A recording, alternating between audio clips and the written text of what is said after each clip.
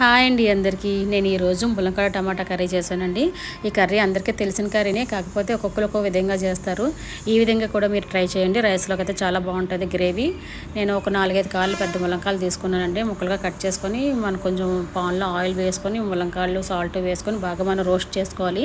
ఒక 50-60% బాగా రోస్ట్ అయిన తర్వాత ఇవి మనం కొంచెం బౌల్లో తీసుకుందామండి. ఈలోగా మనం మిక్సీలో ఒక పేస్ట్ తయారు చేసుకుందాం. ఒక గుప్పెడు జీడిపప్పు వేసుకుందామండి. ఒక 2 పెద్ద టమాటీలు వేసుకొని ఇది బాగా మనం మిక్స్ చేసుకొని ఒక పేస్ట్లా తయారు చేసుకొని పక్కన పెట్టుకుందామండి. తర్వాత పాన్లో కొంచెం ఆయిల్ పోసుకొని కొంచెం పోపు వేసుకుందాం. జీలకర్ర, మినపప్పు, ఆవాలు వేసుకొని బాగా వేగాక కొంచెం కరివేపాకు కూడా యాడ్ చేసుకొని వేగిన తర్వాత 2 పెద్ద ఉల్లిపాయ ముక్కలు, 4 పచ్చిమిరపకాయ ముక్కలు, సాల్ట్ వేసుకొని ఇవి బాగా వేపుకోవాలండి. ఆనియన్ కలర్ మారే వరకు కొంచెం బాగా రోస్ట్ అయ్యాలి. దీని తర్వాత ఒక పెద్ద టమాటా కూడా చిన్న చిన్న ముక్కలుగా కట్ చేసి వేసుకుందామండి. ఇందులో మనం కొంచెం ధనియా పౌడర్, జీరా పౌడర్, అల్లం వెల్లుల్లి పేస్ట్, రెడ్ చిల్లీ పౌడర్ కూడా వేసుకొని కొంచెం వాటర్ వేసుకొని మనం దీన్ని బాగా కొంచెం పచ్చివాసన పోయే వరకు బాగా కలుపుకుందాం.